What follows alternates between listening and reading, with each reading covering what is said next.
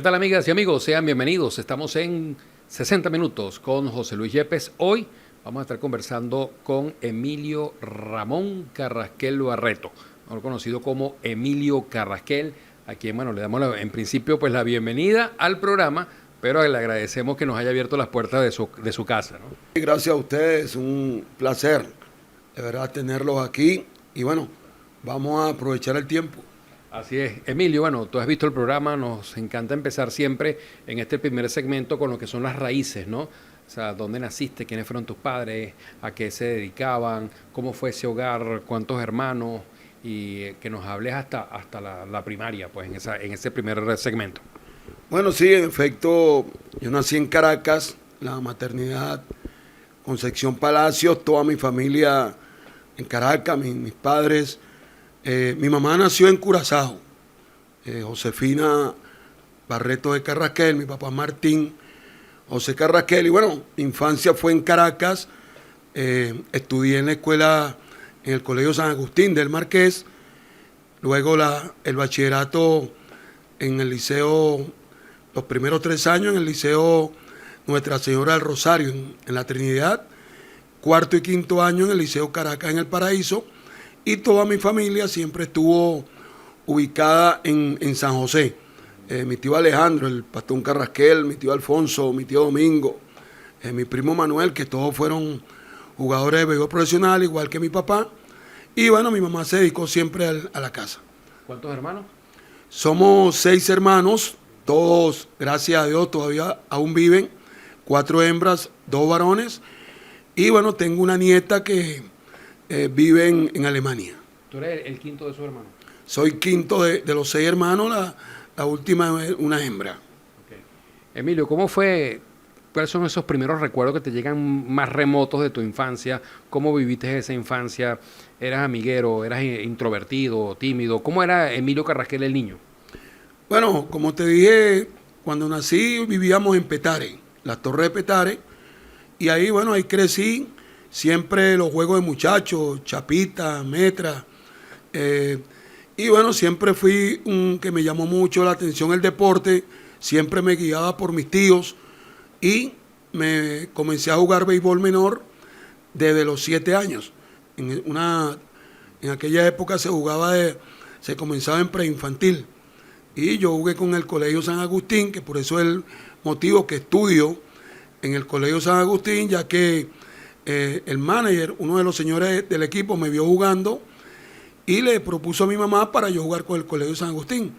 Y bueno, me consiguieron una beca y ahí estuve jugando con el Colegio San Agustín hasta que pasé a Junior, ¿verdad? En la categoría Junior ya me cambiaron para el Distrito Federal y bueno, tuve la oportunidad de jugar varios campeonatos nacionales entre entre preinfantil y juvenil, representando tanto a Miranda como a Distrito. De hecho, en el equipo, en la categoría junior, en 2 oportunidades fui campeón nacional con el estado Miranda y en juvenil fui campeón nacional con Distrito. También tuve la oportunidad de representar a Venezuela en un campeonato mundial categoría juvenil que se jugó en Caracas en el año 1978.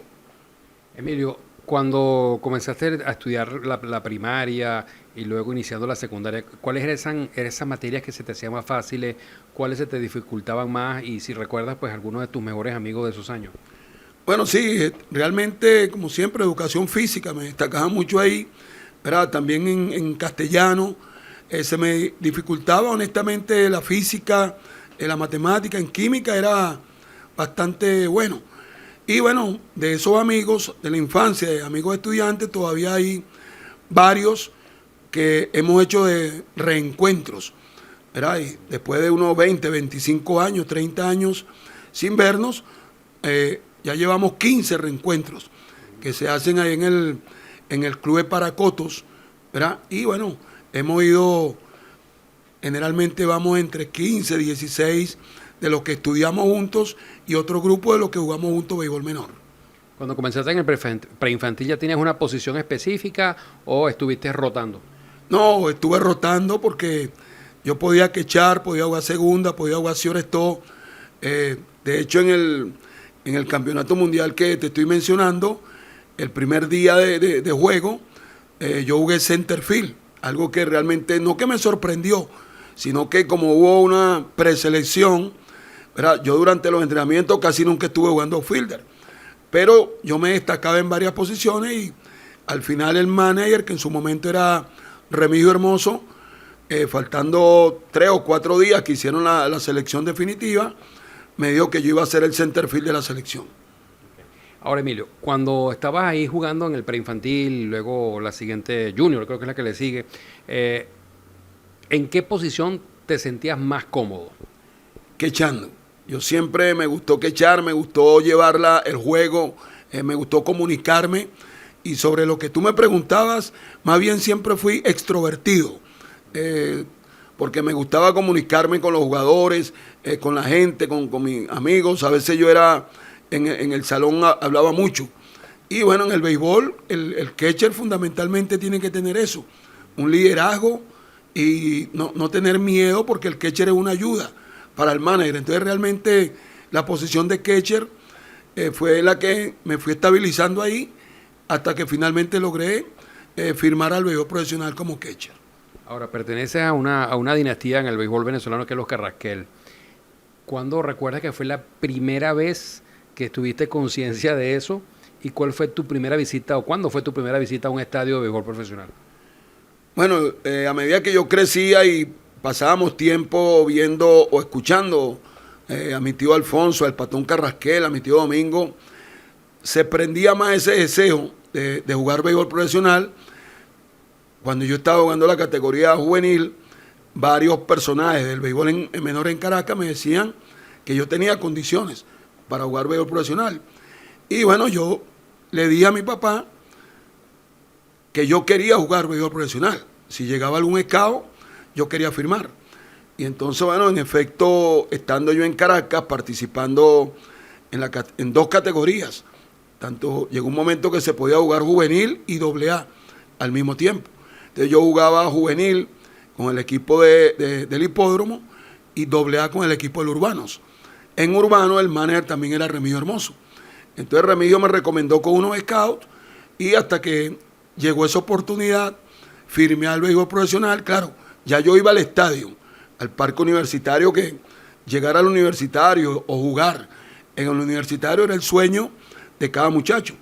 Y cuando se me dio la oportunidad que mi papá autorizó mi firma, realmente me sentí muy contento, orgulloso. De hecho, yo viajo primero a los Estados Unidos y cuando firmo aquí en Venezuela con los Leones del Caracas, por instrucciones de la organización de Detroit, llegando ese mismo día jugué porque, bueno, el Baudilio Díaz, difunto Baudilio Díaz, que era el catcher estelar, ese día estaba lesionado. Y me comunicaron, yo firmé el contrato como a las 5 de la tarde, el juego era a las 7:30 de la noche. El contrato lo firmé en el estadio y me dijeron que estaba jugando ese mismo día. Ahora, antes de llegar allá, Emilio, ¿recuerdas cuándo fue tu primera visita a un estadio de béisbol profesional? Bueno, como te digo, pues como muchacho, aunque yo no era fanático del Caracas, tengo que confesarlo, yo vivía en Caracas, pero mi equipo favorito era los Tiburones de La Guaira. Entonces, bueno, nosotros vivíamos en Petare y teníamos queríamos ir al estadio los domingos. Y teníamos que ir a gradas o a preferencia porque era lo más barato. ¿Qué edad tenías? Ahí tenía yo como 11 años, que era cuando mi mamá me dejaba ir al estadio con mis amigos de ahí de las Torres de Petare. Y bueno, como te decía, entrar al universitario, a ver a todos esos jugadores y decir yo quiero estar algún día ahí, realmente para mí era un sueño y era algo grandioso visitar el parque universitario. Aunque te tocó conocer algunas leyendas del béisbol como Remigio Hermoso desde muy pequeño, ¿no? Sí, un Remigio, tuve la oportunidad de jugar para él, pero también tuve la oportunidad de compartir con Víctor Davalillo, con César Tobar. Yo fui coach de Pompeyo Davalillo y fui coach de Víctor Davalillo en aquella desaparecida liga de verano. Que con Pompeyo fui coach con el equipo Cocodrilos y con Vitico fui coach del equipo Estrellas de Cagua. Pero ya ahí estaba yo como técnico. Ya yo había jugado béisbol profesional, tuve una lesión en el brazo en los Estados Unidos, lamentablemente no jugué hasta béisbol AA, no pude seguir.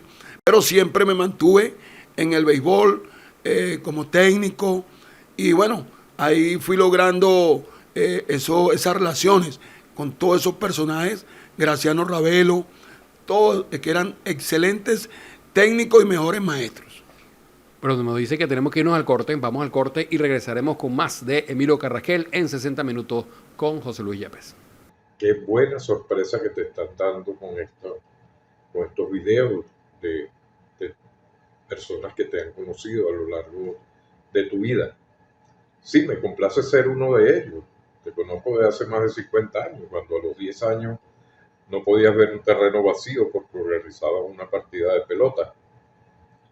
Te recuerdo también como un gran entusiasta, una persona solidaria y además muy comprometida con tus hermanos, tus familiares y con tus vecinos.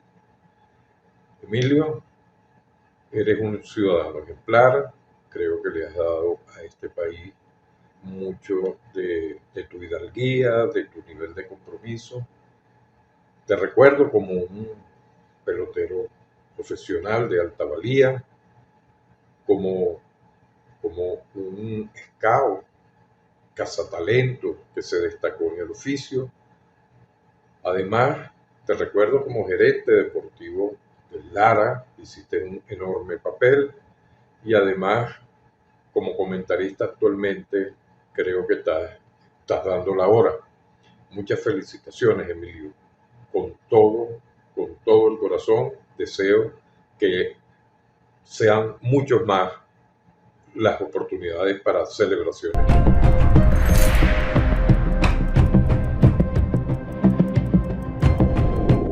Continuamos en 60 minutos con José Luis Yepes, hoy conversando con Emilio Carrasquel. Emilio nos hablaba de esa época de infancia, de la época de pre-junior, de junior. ¿Quiénes eran esos primeros ídolos que tú recuerdas que tuviste como referencia en el béisbol, que tú decías, wow, me llama la atención cómo juega fulanito de tal, en el equipo tal?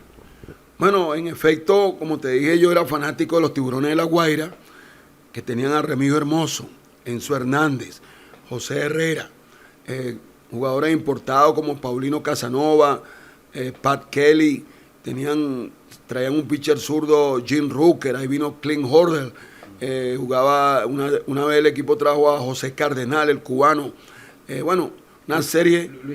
Luis Tián, correcto. De hecho, yo estaba en el estadio y eso lo tengo en la memoria el día que Luis Tián le lanzó no run al Caracas. El último del partido fue César Tovar.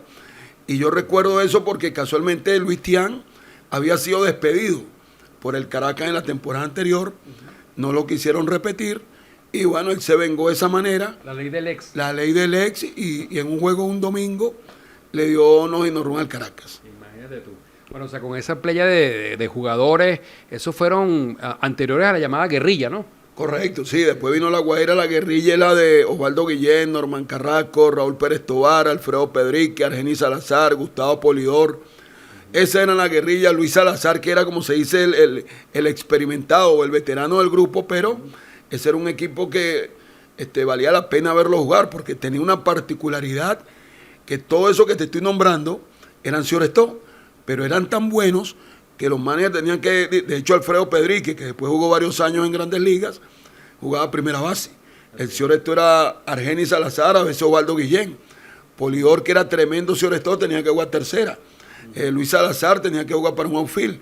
Pérez Tobar, uno de los mejores center fielders que ha tenido el béisbol venezolano. Y bueno, ese grupo también creo que fue el último que obtuvo un campeonato hasta el año pasado, que vino Osvaldo Guillén como manager y logró después de 38 años titular a La Guaira. Ahora, Emilio, ¿cómo fue cuando tu época, digamos, infantil o preinfantil, que te tocó, iniciarte en un deporte donde ya había toda una dinastía? ¿Hasta qué punto era un tremendo compromiso, un peso sobre los hombros el formar parte de una dinastía que ya tenía miembros de la familia en Grandes Ligas, que habían estado en las Grandes Ligas? ¿Hasta qué punto eso, de alguna manera, tú sentías también como que una enorme responsabilidad sobre lo que tenías que hacer para desempeñarte como jugador? Bueno, a nivel de preinfantil e infantil, uno no estaba tan pendiente de eso. Simplemente cuando uno llegaba, mira, ese Ese es el sobrino de Alfonso, pero hasta el momento yo no tenía tanto conocimiento de la calidad de jugador que había sido mi tío. La trascendencia. La trascendencia. Cuando yo llego ya a Junior, que ahora sí uno sabe quién era el Chico Carrasquel, quién fue el Patón Carrasquel. Entonces muchas veces, claro, cuando uno tenía días malos y uno estaba jugando, decía, claro, estaba jugando porque Carrasquel, estaba jugando porque Carrasquel, pero gracias a Dios que siempre me destaqué y tuve esa oportunidad de representar, de ganarme el puesto en las selecciones. Mi papá nunca estuvo involucrado como técnico, de que yo iba a jugar porque él estaba ahí. Mi papá lo que hacía era observarme, me veía jugar, como no. Y bueno, siempre después de los juegos era que me daba los consejos y me decía, no estés creyendo en eso, de que porque eres Carrasquel, tú tienes que tener tus propios méritos. Y bueno, cuando se dio la oportunidad de representar a Venezuela y después firmar, ya yo sabía que, por supuesto, siempre iban a decir, sobre todo cuando yo estaba jugando en el Caracas, que mi tío Alfonso era el manager, muchos fanáticos, claro, porque está Carrasquelito, pero bueno, así es el fanático. Y uno simplemente como profesional, yo lo aceptaba, pero sí era un peso cada vez que yo me veía en el Ainó, como una presión. Es decir, hoy tengo que batear bien, tengo que jugar bien, porque el fanático no es fácil. Así es. Ahora, hablábamos digamos, por un lado del peso, pero hablemos también del otro lado. ¿Hubo algunos beneficios en el sentido de tener en la familia gente ya con experiencia de Grandes Ligas que en algún momento pudiera darte algún consejo, alguna sugerencia? Sí, claro. Mi tío Alfonso, mi tío Domingo. De hecho, yo después de los primeros 4 años con el Caracas, me cambian para Cardenales de Lara. Cuando llego aquí a Barquisimeto, mi tío Domingo era el gerente deportivo. Todos los días nos veíamos, todos los días conversábamos, ya yo traía esos consejos que me daba mi tío Alfonso cada vez que también lo veía casi todos los días porque jugábamos juntos y siempre capté eso, siempre los escuché a ambos, a mi papá, a toda la familia, porque estar reunido con los Carrasquel y no hablar de pelota, bueno, entonces uno siempre escuchaba y todos esos consejos trataba yo de ponerlos en práctica, era de no querer desviarme la responsabilidad, todo lo que significaba ser un jugador de béisbol profesional. Emilio, cuando, bueno, vas primero creo que al representante de Venezuela y después es que firmas, ¿no? Primero esa expectativa, el recibir la noticia de que ibas a estar en la selección y que iban a viajar, que iban a salir de nuestra frontera. ¿Cómo lo recibiste?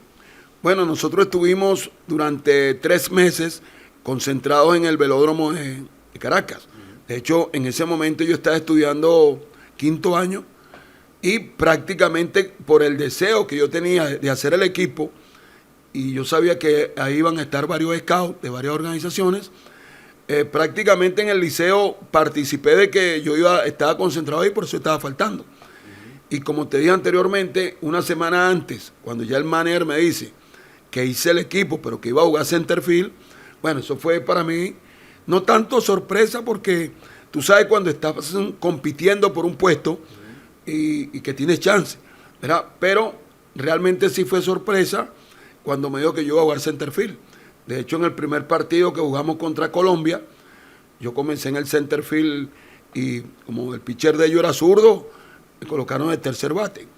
Y después cuando viene la noticia, después que yo represento a Venezuela, llegamos de tercer lugar. ¿Eso fue dónde? Eso fue en Caracas, porque Venezuela venía de ser campeón mundial en Argentina, en el año 77. En ese año 77 yo estuve en la preselección, pero era mi primer año en la categoría. Y en el segundo corte no continué en la preselección. Y bueno, el manager también allá en Argentina fue Remigio Hermoso, que cuando regresaron de Argentina, que yo jugaba para él, me dijo, usted tiene muchos chances, acuérdate que estás joven, este fue tu primer año y tenías mucha competencia, y yo estaba consciente de eso. Igualito mantuve el entusiasmo, estuve jugando mi béisbol en Caracas, en los nacionales y eso, y después fui al campeonato ese mundial en Caracas. Una vez que terminé el mundial... ¿Qué sentiste en ese mundial? Bueno, mira... Ya como jugador titular. Era realmente porque tú sabes que el venezolano por el béisbol es algo que se apasiona demasiado.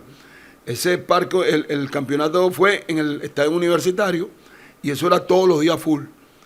Más cuando jugábamos, en ese campeonato vino Cuba, Puerto Rico, Taiwán, Corea, y cada vez que jugábamos contra esos países ese estadio era full, sobre todo contra Cuba y Puerto Rico. Y bueno, cada día uno sale queriendo hacerlo mejor, pero no era fácil jugar ante 12, 15 mil personas. Y bueno, pero ahí la presión a medida que te dan la confianza, porque tú sabes que el público te está apoyando, ¿verdad? Y bueno, realmente de ahí en adelante... ¿Era la primera vez que estabas como jugador en el estadio universitario? Sí, exactamente, como jugador a ese nivel, a nivel internacional, es una competencia internacional. Sí, primera vez que yo participaba, porque habíamos hecho juegos, pero a nivel de béisbol amateur, de béisbol AA, y no había tanta gente como en una competencia de ese nivel.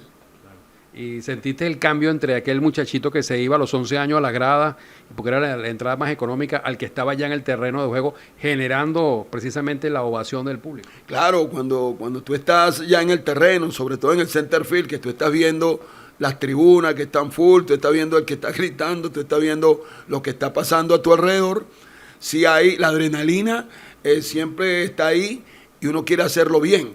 Pero bueno, como te digo, mucha gente por donde yo vivía, en esa época ya yo vivía en Caricuao, y bueno, mucha gente de Caricuao iba para ver los juegos del Mundial, iba mi familia, y bueno, siempre dándote ese apoyo de, vamos, si fallabas en un turno, tranquilo, el próximo turno, y siempre tuve el apoyo de mi familia.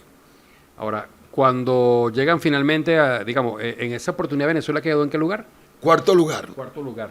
Concluye ese Mundial. Sí.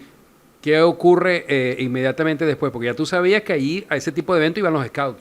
Sí, en efecto, ahí entonces comienzo yo a jugar las dos categorías, juvenil y AA, y llega el momento donde me invitan a lo que llaman un tryout, ¿verdad? Y entonces... ¿Cómo recibiste esa noticia? Bueno, muy alegre cuando me dice mi papá que lo llamaron para que yo me presente al estadio universitario a un tryout. Yo, bueno, me preparé y eso es como cuando uno va a repasar o a estudiar para un examen.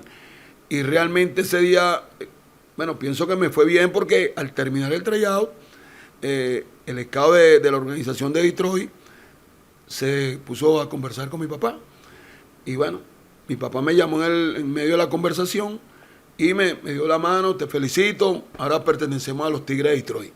Y bueno, para mí una satisfacción tremenda saber que iba a ir para los Estados Unidos a jugar béisbol profesional. Para ese momento no eran precisamente los Tigres de Detroit tu equipo, digamos, preferido en las Grandes Ligas. No, los Tigres de Detroit realmente, como te digo, fue mi primer trabajo como profesional, pero yo siempre fui fanático de los Medias Rojas de Boston. Claro, por supuesto, a partir de ese momento las miradas se dirigieron hacia Detroit, ¿no? Claro, pues Detroit también tenía varias estrellas como Alan Trammell, Lance Parry, Lou Whitaker, el pájaro Friedrich. Y tuve la oportunidad de compartir o verlos a ellos porque en un campo de entrenamiento están todos juntos, jugadores de Grandes Ligas, jugadores de ligas menores. Y bueno, tuve la oportunidad de verlos, compartir con ellos varias veces. De hecho, ya en mi segundo o tercer año con Detroit, me invitaron un par de veces a juegos de exhibición. No participé, pero por lo menos como era catcher, a recibirle al gato Jack Morris, uno de los pitchers estelares de Grandes Ligas. Tuve la oportunidad en par de veces de recibirle en la práctica. Bien, vamos a hacer otra pausa en esta conversación que tenemos con Emilio Carrasquel en 60 minutos con José Luis Yepes. Les habla Walter Heredia, gran amigo de Emilio Carrasquel. Nos llamamos compadre, siempre nos saludamos. Hicimos una buena amistad desde los años 80, cuando jugamos juntos con los Leones del Caracas. Tuvimos una época muy buena durante esos 8 o 10 años que jugamos juntos. Tuvo bastantes oportunidades, reemplazaba siempre al difunto Baudilio Díaz. Y bueno, desde ahí hemos hecho buena amistad con la familia, hablamos casi todos los días por teléfono y solo quería desearle mucha suerte, saludarlo y que tenga mucho éxito en su trabajo. Un hombre que trabaja duro, fuerte, siempre atractivo y un hombre positivo. Mucha suerte, Emilio. Los mejores deseos de tu amigo y compadre Waldo Heredia.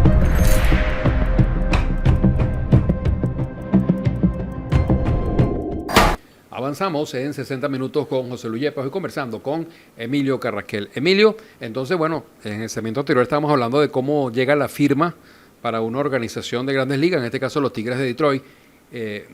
Tu papá te da la noticia. ¿Qué ocurre a partir de allí en la vida de Emilio Carrasquel? Bueno, realmente viajo a los Estados Unidos. Mi primer año me fue muy bien en la categoría de novato. Participé en la liga, en la Appalachian League que llaman en Bristol. Tuve un tremendo año y me invitaron a la liga instruccional. Generalmente esa es una liga que la juegan durante el mes de octubre, donde llevan a los mejores prospectos, ¿verdad? Y bueno, me seleccionaron para ir a esa liga. Mi siguiente año ya estoy en el clase A fuerte, en la liga de Florida. Y honestamente yo pensaba, decía, bueno, el camino va bien, o sea, voy bien encaminado. Como receptor ya, ¿no? Como receptor ya. Y el tercer año juego otra vez la clase A, pero durante la temporada me suben a AA. Que yo dije, bueno, falta poco para llegar a lograr el objetivo, que era jugar Grandes Ligas. Estando yo en AA, me fracturo, tengo una fractura en el tobillo, corriendo las bases.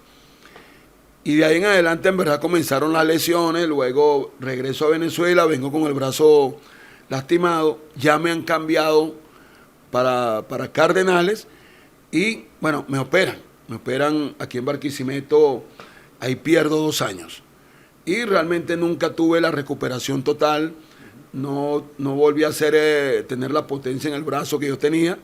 No eran los avances que se tienen hoy día, ¿no? Exactamente. De hecho, me operaron los doctores Waldo Amaro y el doctor José Rafael Delgado, ¿verdad? Y bueno, yo recuerdo que la recuperación, me colocaron lo que llamaban en esa época un ala, como el avión. Y duré casi 2 meses ahí. Después, bueno, no me pude recuperar y después de 4 temporadas con Cardenales, bueno, me dejan libre. Me dan la noticia una vez que yo estaba preparándome en Caracas para venir a los entrenamientos. Me dan la noticia de que no estoy en los planes de Cardenales. Digo, bueno, intento regresar. Dije, bueno, como ya yo jugué con el Caracas, voy a ir a los entrenamientos del Caracas para ver si me dan chance. Y llego a los entrenamientos del Caracas, pero había muchos catchers, jóvenes y mejores que yo, por decirlo, más potencia en el brazo. Y bueno, cuando llevábamos como 12, 13 días de práctica, me dan la noticia de que no me van a firmar, ¿verdad? Pero recuerdo claramente que el dueño del Caracas, el doctor Oscar Prieto Párraga, me dice, yo no te voy a firmar, pero te recomendé para un empleo que es mejor que ser pelotero. Y yo digo, bueno, ¿cuál será? Ahí comienza mi historia como scout, ¿verdad? Él me recomienda para la organización de los Expos de Montreal, que estaban buscando alguien que cubriera la zona del centro del país, Caracas, La Guaira y Los Teques. El único requisito era que tuviese carro, ¿verdad? Yo lo cumplía, yo tenía mi carro, fui a una ¿Qué entrega. carro tenías en ese tiempo? Tenía un Fiat Ritmo. Imagínate, con ese carro recorrí yo como 20 veces a Venezuela. ¿Estamos hablando de qué año? Año 88. Okay. ¿Verdad? Entonces me hacen la entrevista, que también esperé bastante, pues esa es otra anécdota, una anécdota que tengo. La entrevista era en el Hotel Tampa, ahí en Sabana Grande, a la 1 de la tarde. Y yo, bueno, en esa época no había celular ni nada de eso. Llamé para mi casa, le dije a mi mamá que mi mamá era súper caraquista. Ese era, cuando los años que yo tengo con el Caracas, esa disfrutaba demasiado. Cuando yo le digo que el Caracas no me va a firmar otra vez, bueno, y que voy a esa entrevista, bueno, ahí yo estuve, José Luis, sin decirle mentira, desde la 1 de la tarde sentado en el lobby hasta las 10 de la noche. Y la persona que me iba a entrevistar no llegaba. Y yo espera y espera, como a las 10 de la noche entra un señor, un mexicano, Ángel Vázquez, y me dice, oye, ¿tú eres Carrasquel? Digo, sí. ¿Desde qué hora estás aquí? No, estoy como de la 1 de la tarde. Y el hombre me dice, oye, la verdad que necesitas el trabajo, me dice. Yo le digo, sí necesito el trabajo. Bueno, vamos para entrevistarte. Bueno, Total que el hombre me hace la entrevista y me dice, te vamos a poner a prueba un mes. Mira, encárgate va a venir otra persona de Estados Unidos a chequearte, a ver los peloteros que tú hayas conseguido y por un mes va a hacer la prueba. Bueno, en efecto, duré un mes, bueno, moviéndome como un pluma, como dice, buscando peloteros, conseguí el estadio de la Universidad Simón Bolívar en Baruta, y ahí duramos practicando. Venía el señor Carlos, un cubano que era, como se dice, el supervisor de América Latina, y yo le enseñaba pelotero y eso. Bueno, al mes me dieron la noticia de que era de que estaba contratado. Y yo, bueno, así comencé yo mi trajinar en el mundo del escauteo. Conseguí con los Expos de Montreal, conseguí varios peloteros, entre ellos mi primera firma grande que llegó a Grandes Ligas fue Huguet Urbina. Era un muchacho de Ocumare del Tuy. Me lo recomendaron porque la clave del escauteo es tener los contactos para que te digan dónde están los peloteros y eso, porque uno no tiene la visión o no sabe la facilidad en todas partes a la vez. Bueno, me fui a ver a Huguet Urbina y realmente en lo que lo vi quedé impactado porque un muchacho iba a cumplir 16 años lanzando más de 93, 94 millas. Me habían dado el material para trabajar, el radar, todo. Y bueno, yo hago la llamada para Estados Unidos, le digo a mi jefe, mire, conseguí un pelotero que yo creo que va a jugar Grandes Ligas. Me dice, tú estás empezando y ya tú tienes esa visión. Le digo, bueno, yo quiero que lo vengan a ver. Lanza 93 millas, le digo. Entonces, bueno, a la semana llegaron 3 jefes de allá de Estados Unidos y realmente el hombre hizo como 3 lanzamientos. Al tercer lanzamiento, ese señor Ángel Vázquez, el que me entrevistó en Caracas, él tenía una gorra de Montreal, se la quitó y se la puso a Huguet Urbina. Le digo, bienvenido a los Expos de Montreal. Bueno, Huguet Urbina lo firmé, después firmamos otro muchacho, Melchor Pacheco, que también jugó Grandes Ligas. Claro, uno siempre nombra a los Grandes Ligas, no nombra a los que le votaron. Después, ahí duré durante 7 años con la organización de los Expos de Montreal.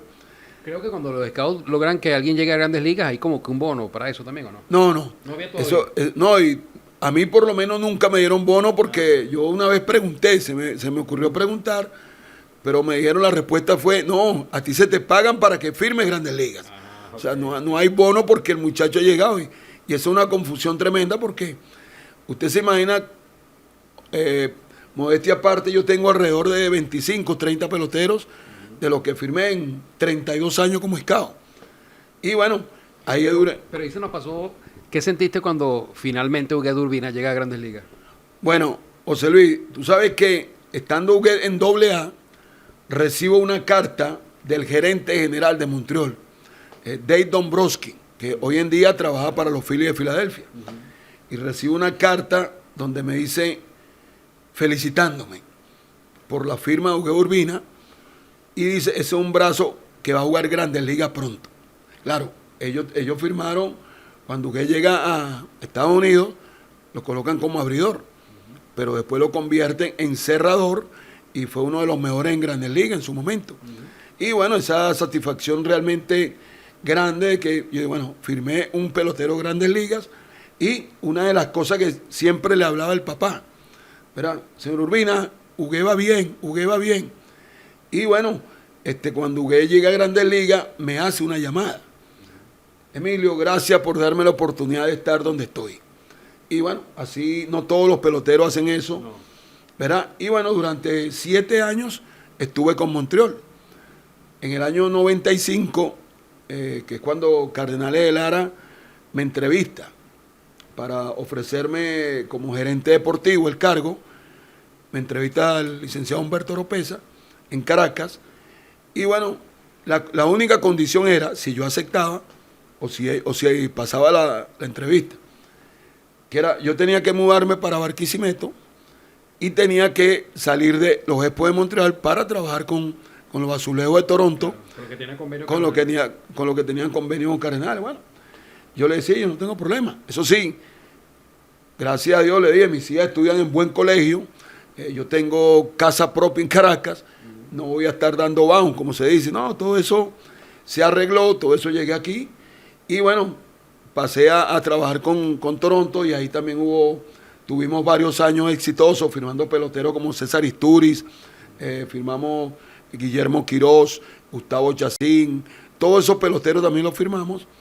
Ahí establecimos la academia en Carora, porque era la época de que uno tenía las organizaciones, pues les gustaba abrir academias y ahí estuvimos desde el año 95 hasta el año 2000. En el año 2000 el mismo grupo y Cardenales pasa a tener convenio con los Marineros de Seattle, ¿verdad? Y ahí seguimos el mismo grupo en Seattle que fueron durante 17 años. Estuvimos ahí y creo que fue la mejor época en lo que se refiere a producción, a firma de peloteros, a los títulos de Cardenales, porque la mayoría de los peloteros que firmábamos, los firmábamos para Cardenales, casi el 100%. Casos como Félix Hernández, casos como Asdrúbal Cabrera, Celestino López, Osvaldo Navarro, Jesús Guzmán, todos esos peloteros, los importados que firmábamos. Yo tuve un momento cargo parte de América Latina, firmé varios peloteros en Brasil que llegaron a Grandes Ligas, tenía Panamá, tenía Colombia, y bueno, fueron 17 años realmente exitosos y a nivel nacional con Cardenales tuvimos 3 campeonatos. Qué bueno. Vamos a hacer una pausa y en breve continuaremos conversando con Emilio Carrasquel en 60 minutos con José Luis Yepes. Oye, qué grandes recuerdos tengo de tu niñez, de tu adolescencia y ya también de tu parte adulta y ahora, bueno, ya también de tercera edad, casi alcanzándome a mí, mi hermano, pero en excelentes condiciones físicas, ¿verdad? Muchísima admiración por todo lo que ha sido el recorrido de tu vida, Emilio.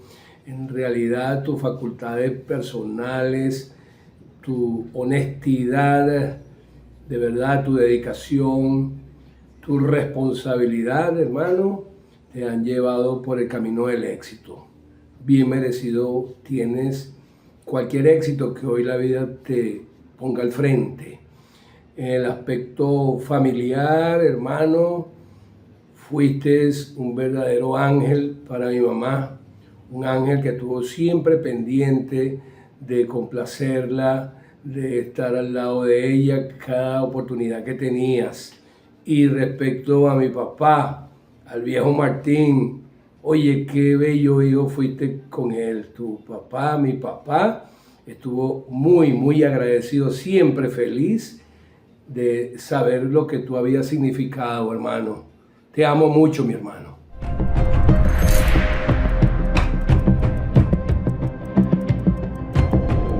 Seguimos en 60 minutos con José Luis Yepes, hoy conversando con Emilio Carrasquel. Emilio, entonces, bueno, se da tu transición a gerente deportivo. En paralelo, pues, habías desarrollado una actividad también como scout. Llegan jugadores a Grandes Ligas. Esa primera satisfacción que te dio, por ejemplo, en el caso de Huguet Urbina, la viviste con otros peloteros. Incluso algunos peloteros que, aún firmándolos, pues, llegaron más rápido a Grandes Ligas que a jugar prácticamente en el béisbol aquí. Por ejemplo, el caso de Félix Hernández, por mencionar solo algunos, ¿no? Sí, en efecto, cada jugador que uno firma y llega a Grandes Ligas es una satisfacción, porque primero son familias que realmente van a mejorar en muchos aspectos. Y bueno, como te dije, tengo varios jugadores que llegaron. Félix Hernández fue otro jugador que... El Rey Félix. Desde que llegó a Seattle, sabíamos que iba a ser un impacto. Iba a ser un pelotero franquicia. Exacto, además es un pelotero franquicia, porque él siempre se mantuvo en los Marineros. Sí, claro. Yo recuerdo que una vez, estando en un meeting allá en los Estados Unidos, Cardenales me encomienda pedir permiso para que Félix lanzara en esa temporada aquí en Venezuela. Y bueno, en plena reunión yo hago la pregunta y uno de los jefes grandes me dice: tú vas a colocar a lanzar un pelotero que va a ser la franquicia. Yo no estaría de acuerdo que lance. Yo no, simplemente la pregunta, ustedes son los que mandan. Claro. Y así era considerado Félix allá y siempre fue un ídolo. De hecho, había una parte en las gradas por el left field que lo nombraron el Rey Félix cada vez que lanzaba con la famosa K, franelas amarillas. Y bueno, el mismo, como te dije, César Isturiz, pelotero también de aquí de Barquisimeto cuando lo firmamos. Cada jugador que yo sabía que iban a subir, porque al scout siempre, cuando van a subir un jugador, te llama y te felicitan. Mira, felicitaciones, van a subir a fulano y esto. Y bueno, siempre realmente grandes éxitos y mucha satisfacción de cada nombre de eso, saber de que yo había tenido que ver con la firma de esos muchachos. Cuando te llamaron para Cardenales de Lara, para la parte de la gerencia, ¿eso se dio cómo? ¿Hubo algún tipo de recomendación para que te entrevistaran? ¿Cómo fue ese proceso? Bueno, mira, yo había trabajado en aquella, como te dije, aquella liga de verano como coach de un equipo que se llamaba Cerveceros. Y bueno, realmente siempre fui muy recto como técnico, siempre hacía mis reportes. Al terminar la temporada le hice un informe al dueño del equipo, que era a su vez muy amigo de Humberto Oropesa. Y entonces yo asumo que fue él quien me recomendó. Después con el tiempo Humberto me dio algo, sí es cierto, porque yo siempre estuve pendiente de lo que era la organización y de los peloteros. No de llevar chisme, como se dice, sino de hablarle al pelotero, no por amiguismo, sino hablarle fuerte. Felicitarlo cuando estaba haciendo algo bueno, pero también apretarlo cuando estaba pifiando. Y entonces yo pienso que eso fue un punto ahí para la recomendación. Y como te digo, Humberto Oropesa, en los 17 años que duré como gerente deportivo, siempre tuvimos una excelente relación. Por supuesto, habían conversaciones fuertes donde no estábamos de acuerdo si él quería traer un pelotero o yo lo quería traer, él no. Pero esos son, como se dice, gajes del oficio. Pues. Sí. Pero te tocó vivir esos años en los que comenzaron a llegar los títulos de Cardenales de Lara. Sí, como no. Yo, afortunadamente, gracias a Dios, como gerente deportivo, obtuvimos 3 campeonatos, era ganándole 2 al Caracas, creo, y 1 a Magallanes. Y bueno, fuimos a toda esa serie del Caribe. Lamentablemente no pudimos lograr el título del Caribe, pero siempre tratando de armar el mejor equipo. Siempre esa era la misión de nosotros, satisfacer al público. Y una de las cosas que yo siempre admiré en Cardenales, porque Cardenales, yo siempre he dicho, una organización para enamorarse, una organización de familia, donde tú realmente sientes ese deseo cada día de trabajar y hacerlo bien. Y bueno, eso me pasó a mí con Cardenales, la contratación de los jugadores. Llegó el momento que yo era el encargado de las negociaciones, de los contratos, todo eso. Humberto Oropesa se encargaba de la parte de los importados, pero juntos íbamos a los Estados Unidos y opinábamos, dependiendo la necesidad que tenía el equipo. Bueno, vamos a traer 3 pitchers o 4 pitchers o 4 jugadores de posición, pero siempre había un consenso. ¿Y cómo se llega al comentarismo deportivo y a la narración deportiva? Bueno, mira, yo siempre, desde pequeño, me llamó la atención la narración, sobre todo. Yo escuchaba mucho a Delio Amado León, Carlos Tobal Bracho, Luis Enrique Arias, el Musiú, todos esos narradores, los comentaristas, Carlito González, Tom González, el señor Rubén Mijares, por supuesto aquí en Barquisimeto, Alfonso Saer. Y bueno, siempre me llamó la atención. De hecho, a veces yo me ponía a narrar yo solo, juegos imaginarios, ¿verdad? Y se me dio la oportunidad de hacer el curso, pues, de locución deportiva. Y bueno, afortunadamente lo superé. Tengo mi título de locutor deportivo, productor nacional independiente.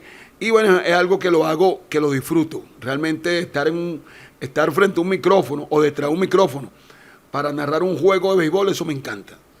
Emilio, en paralelo se va desarrollando el Emilio Carrasquel familiar. ¿Cómo conociste a tu esposa? ¿Cuándo decidiste conformar hogar? ¿Cuántos hijos? Bueno, nosotros nos conocimos, mi esposa, hace 21 años.